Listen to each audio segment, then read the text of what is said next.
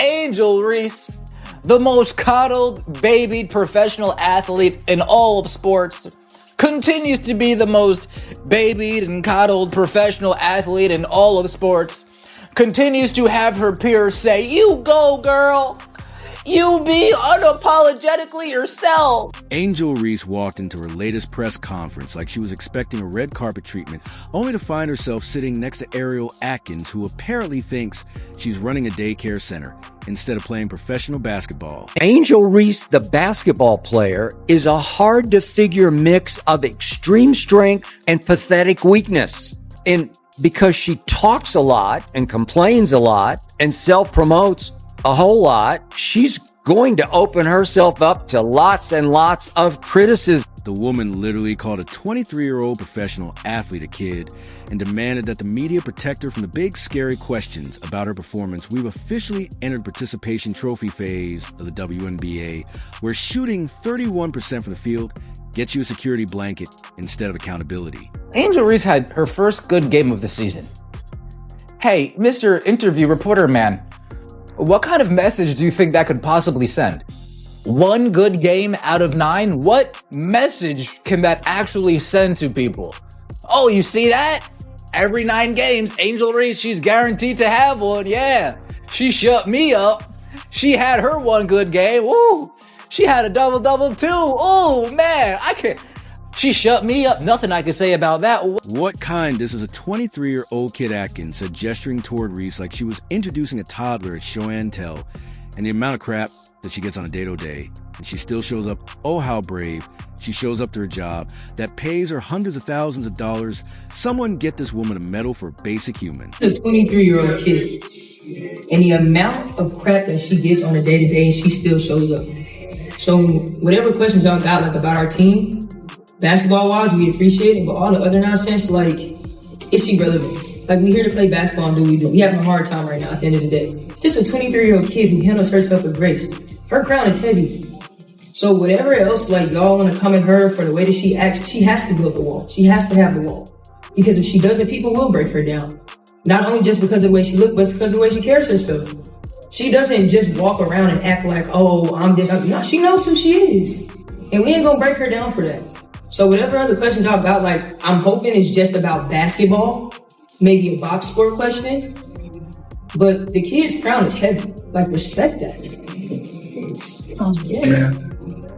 I know tonight wasn't as you expected, but how does it feel to win BET Sports Woman of the Year for the third time? But here's the kicker. Atkins demanded that reporters stick to basketball-wise questions, only calling everything else irrelevant nonsense, ma'am. This isn't elementary school recess. These are professional athletes who put themselves in the public eye and collect paychecks based on performance. It's a part of it, unfortunately. It's a part of it. Being famous, being popular, it all comes with it, right? The good, the bad, the ugly, the absolute audacity of sitting there and watching Angel Reese get emotional during a press conference about her poor play, then jumping in like some kind of basketball superhero. To save the day, Atkins literally said, her crown is heavy. Heavy would crown the crown of regressing from an already questionable 39% field goal percentage to a historically awful 31%. Because if that's the crown we're talking about, then yes, it should be heavy with the weight of disappointment and unmet expectations. Here's what I kept saying about Angel Reese last season, and I'll drive it home again right here, right now. I'm not sure anybody has ever paid to see rebounding. Logo threes and magic passes, yeah, they will pay like crazy to watch Caitlin Clark.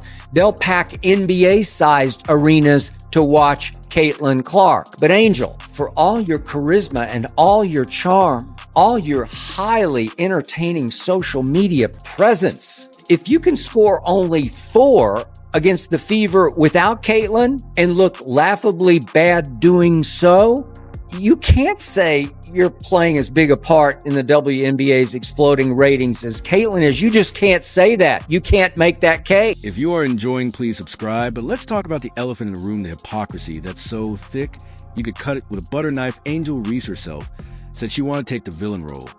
And as she continued to take that on, she literally embraced being the bad guy, told everyone she was fine with taking the backlash, and positioned herself as the antagonist to Caitlin Clark's hero narrative. I see what the slows are doing. What are they doing? Now they're going to victimize Angel Reese and throw a national pity party to distract everyone from the disastrous performance she and this squad are displaying every game. Can't fool me. Damn it. It's that obvious, huh? It's that noticeable what they're doing, isn't it?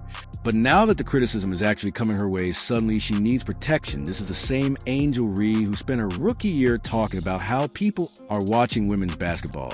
Because of Me Too, not just one person, the same Angel Reese who celebrated when Kennedy Carter cheap shot at Caitlin Clark, the same Angel Reese who couldn't keep Clark's name out of her mouth during interviews and press conferences, but now when a reporter tries to ask her about her own statements regarding her role in the league's popularity, she cuts them off with a curt, "Next question, you can't spend months building yourself up as the villain, then cry victim when people start treating you like one." Angel, what actually happened on the plane with Carl?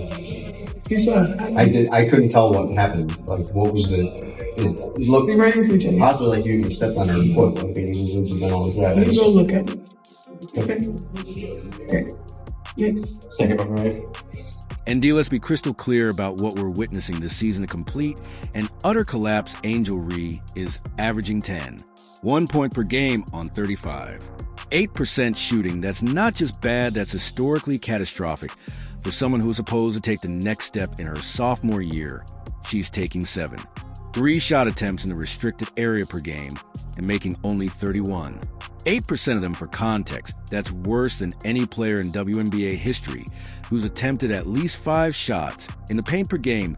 We're not talking about a slump, we're talking about a complete breakdown of fundamental basketball skills. Meanwhile, the media and her supporters keep trying to position her as being on the same level as Caitlin Clark. Let's do some quick math here. Shall we? Clark averaged 17, 1 point and 8. 2 assists per game as a rookie, while leading the league in assists. Reese 13. 6 points and 1.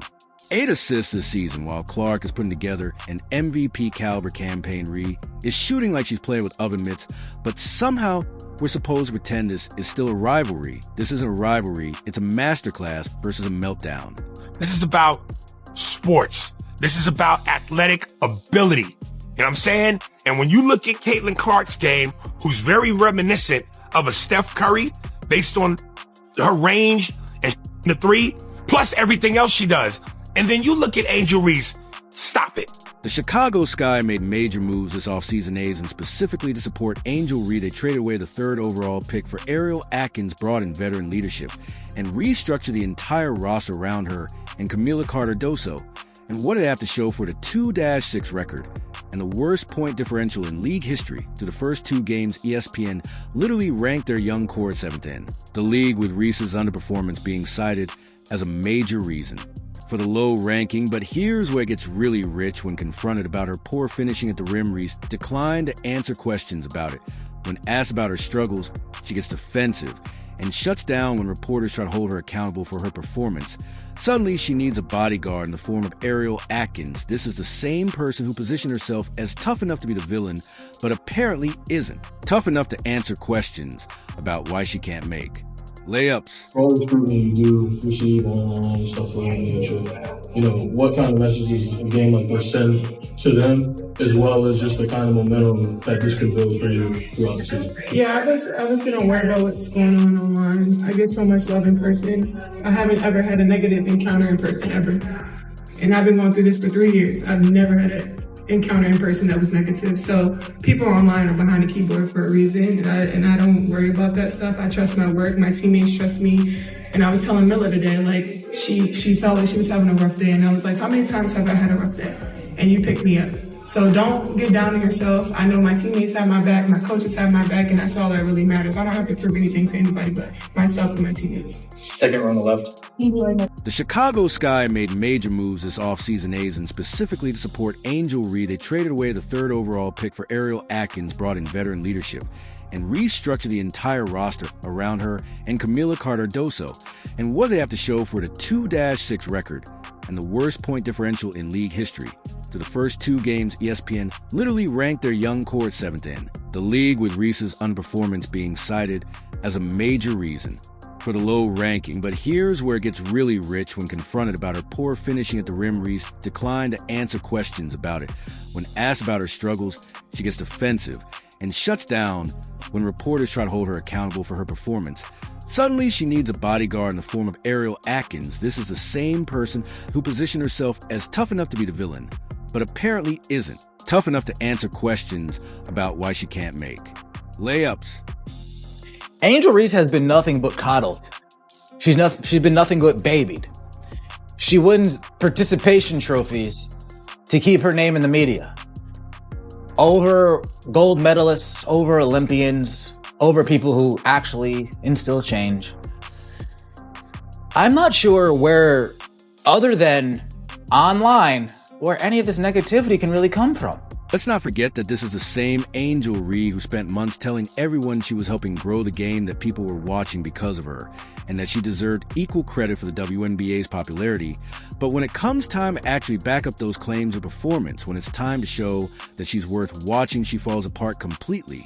And instead of taking responsibility, instead of working harder, instead of proving the doubters wrong, she gets her teammate to ask for special treatment. You want to know what's really happening here? Angel Reese built her entire brand on being the antagonist to Caitlin Clark, position herself as the alternative for people who did want to root for the Golden Girl.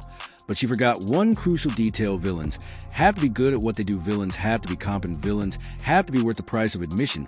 What we're watching instead is someone who talked a big game, but can't deliver when it matters most. It helps for Caitlin to have a foil figure. Helps when you, Angel, play the villain role, when your Sky play her Fever. But foil figures don't draw by themselves. They need to play off superstars. I could be wrong, Angel, but I'm not sure any kid has ever asked a parent to be taken to a game to see Angel Reese rebound. Here's the brutal reality check that nobody wants to say out loud. Angel Reese positioned herself as Caitlin Clark's equal, demanded to be treated as such, and built her entire public persona around that comparison. But when the lights are brightest, when the expectations are highest, when it's time to actually play basketball at an elite level, she's not even in the same stratosphere.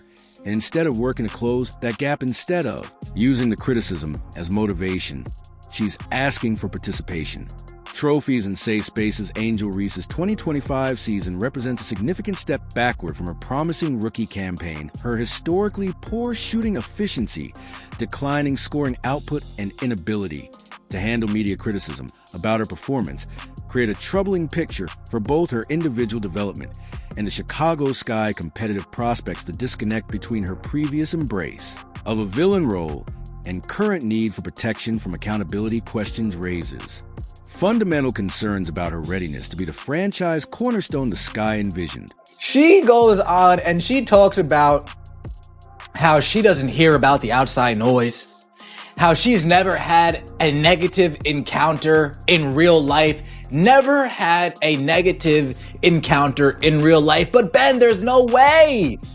There's no way she's never had a negative encounter. You see, this is proof of the negative encounter. The WNBA even conducted an investigation about this negative encounter. No way Angel Reese said that. No way she did. Numbers don't lie at 30. 9% field goal percentage, 31. 8% shooting in the restricted area, and a drop to 9. 1 points per game represent genuine regression that no amount of media protection or hype can obscure.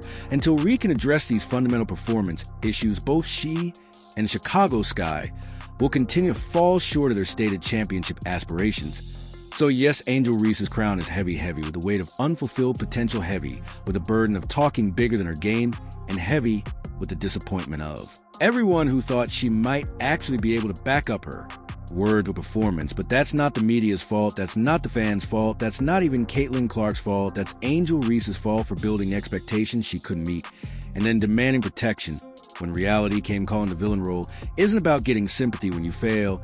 It's about owning your failures and coming back stronger. Angel Reese wanted to be the villain, but apparently she only wanted the attention, not the accountability. Well, congratulations, Angel. You got your attention. Now prove you deserve